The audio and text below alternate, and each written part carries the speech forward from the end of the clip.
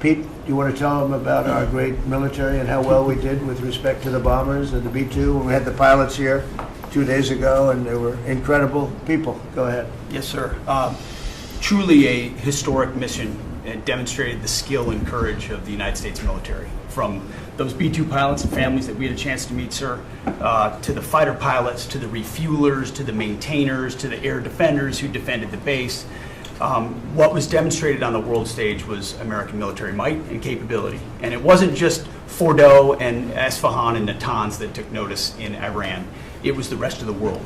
That we have a decisive commander-in-chief willing to use these capabilities, which are the best in the world. As the president pointed out, no one else could have done what America did there on that night, and everyone took notice of that. With the one big beautiful bill, sir, we've got $150 billion additional to invest in Golden Dome and all the other weapon systems and stockpiles and shipbuilding priorities of yours.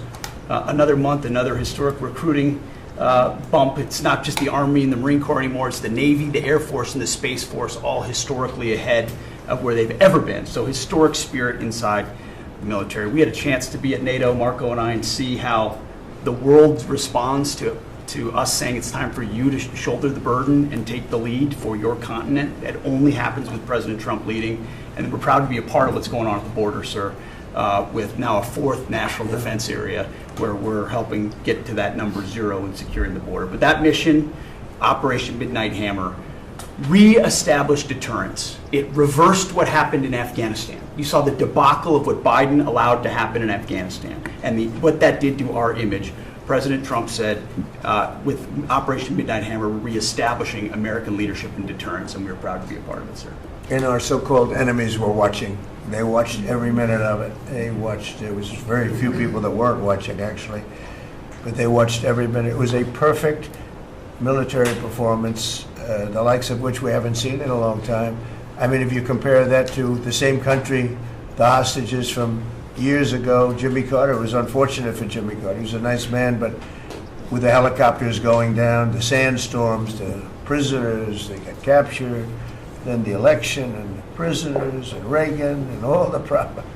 It was nothing but problems. And that was a failure. And ours was not only the pilots. I mean, those machines flew for 37 straight hours. They didn't stop.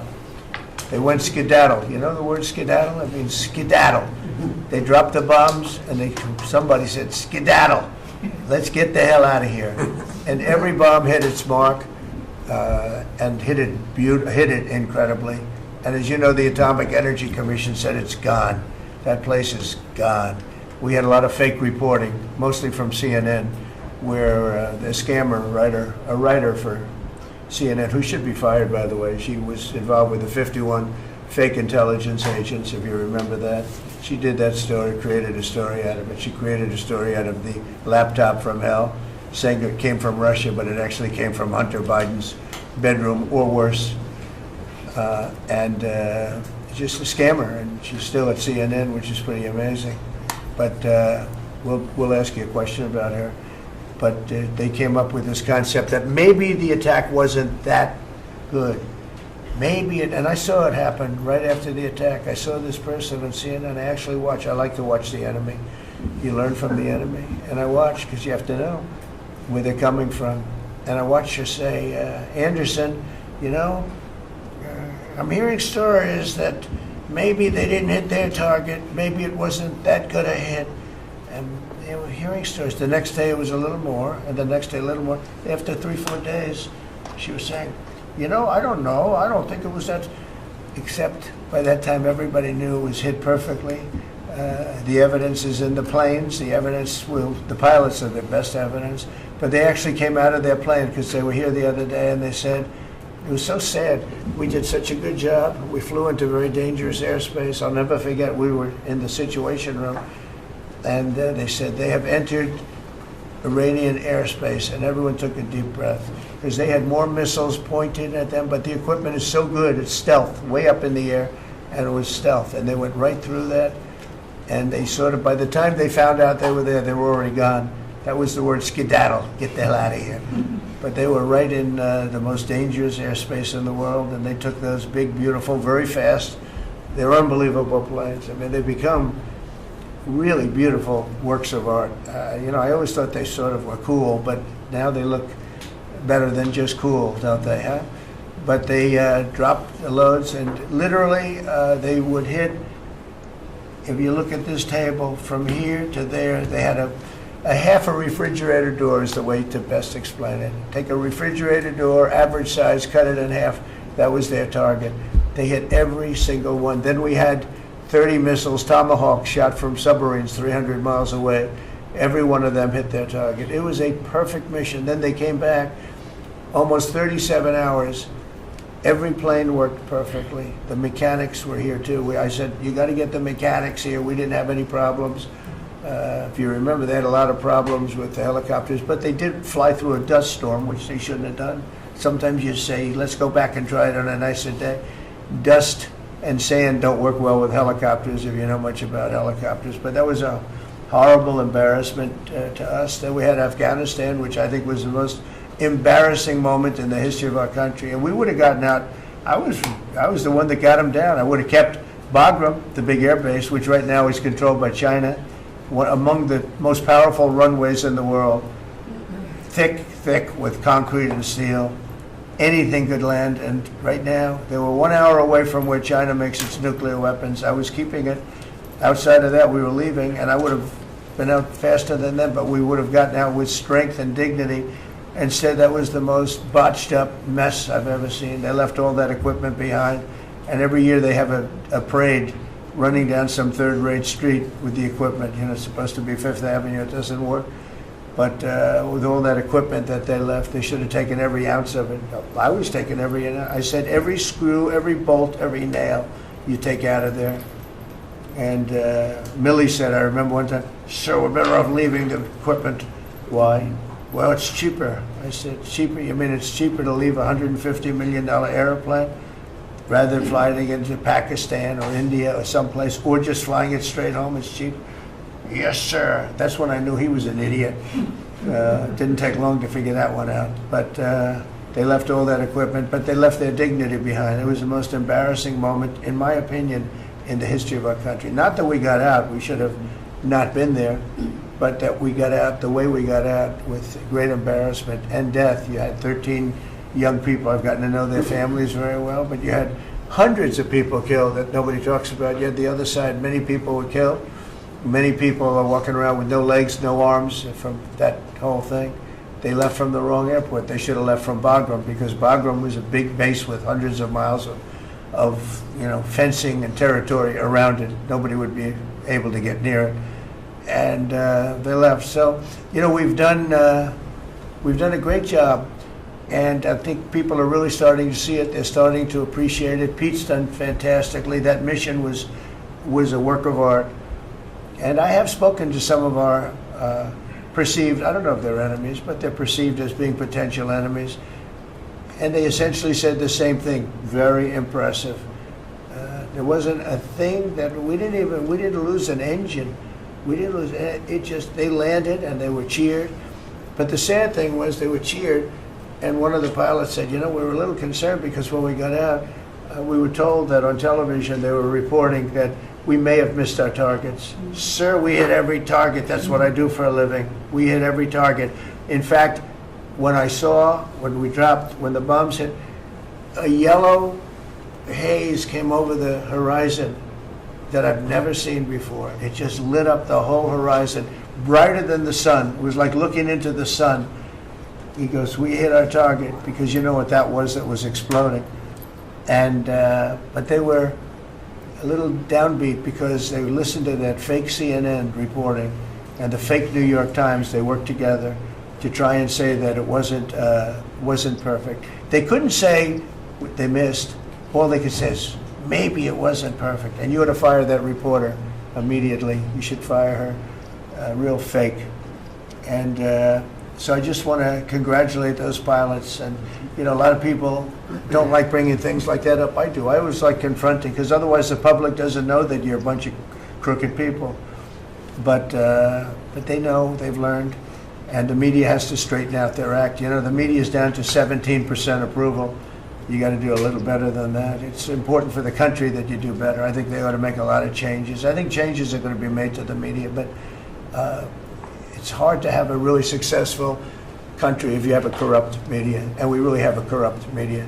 And nobody really knows why. I mean, why would you want to have open borders and criminals pouring into our country? Why would you want to have men playing in women's sports, transgender for everyone, you know?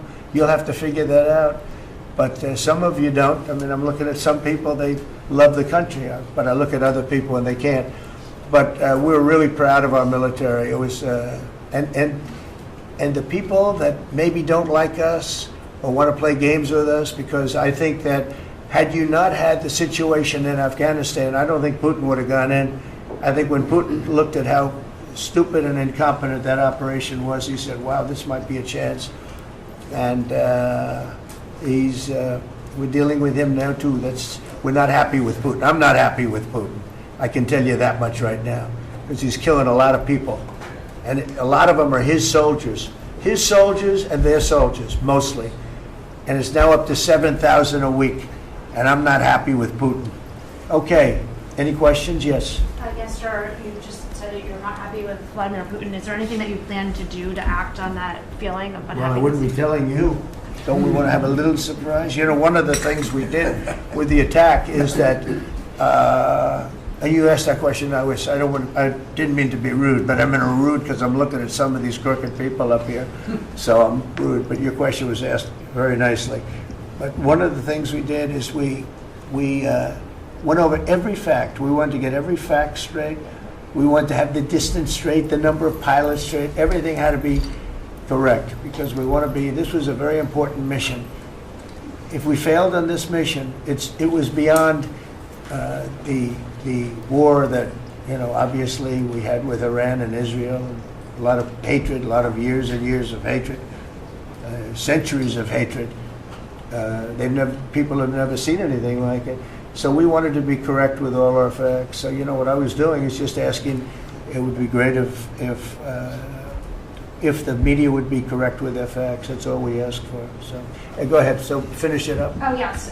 Just sort of turning back to Russia, if there's anything that you would signal about your displeasure with them. Well, I'm very unhappy with them. There's no reason for this. It's turned out to be tougher, but it's only tougher. And I will say the Ukrainians were brave, but we gave them the best equipment ever made. We gave them the anti-tank busters that knocked out tanks. I mean, you just aim them in the direction of the tank and the tank is gone. We gave them missiles, the latest and the greatest. They were able to shoot down a lot of things that would have normally wiped out. You know, probably would have been a very quick war. It would have been a war that lasted 3-4 days, but they had the benefit of unbelievable equipment. And Europe gave them too. We gave them far more because Biden shouldn't have done that. He should have equalized. We should have given him the same, or we should have given actually less than Europe. It affects Europe much more than us, but we're in there for over $300 billion. Europe's in there for over $100 billion, but still, Europe gave a lot. And I will say this, the Ukrainians, whether you think it's unfair that we gave all that money or not, they were very brave because somebody had to operate that stuff. And a lot of people I know wouldn't be operating it. They wouldn't have the courage to do it. So they fought very bravely. But we gave them the best equipment in the world. We make the best military equipment by far. There's nobody close. You look at other equipment from other countries, it's not even close. That's why everybody wants to buy our equipment. And that's why we're going to step up these contractors now that make it. And they're brilliant, but they make it too slowly. And we have to step them up, Pete, and let them make it at a much higher rate. Unfortunately, we have to do that. But if you look at our Patriots, if you look at our Tomahawks, if you look at our, well, what we do with tanks is, you wouldn't want to be driving a tank. You would feel nice and secure, but they are javelins, they're called. And I gave them the javelins. Remember they said Trump gave the javelins and Obama gave them sheets, right? They called Obama at that time. Barack Hussein Obama, if you haven't heard, did a terrible job. But that was a war that should have never happened, and a lot of people are dying. and it should end. And I don't know, we get a lot of bullshit thrown at us by Putin, for you want to know the truth. He's very nice all the time, but it turns out to be meaningless. Do you want to sanction him? Lindsey Graham has a sanctions bill on Russia. Do you want him to move ahead I'm with looking that? at it, yeah, no, I'm looking. The Senate is passing and passed a very, very tough sanctions bill. Yeah, I'm looking at And it. you'd sign that? It's an optional bill. It's totally at my option. They pass it totally at my option, and to terminate totally at my option. And I'm looking at it very strongly.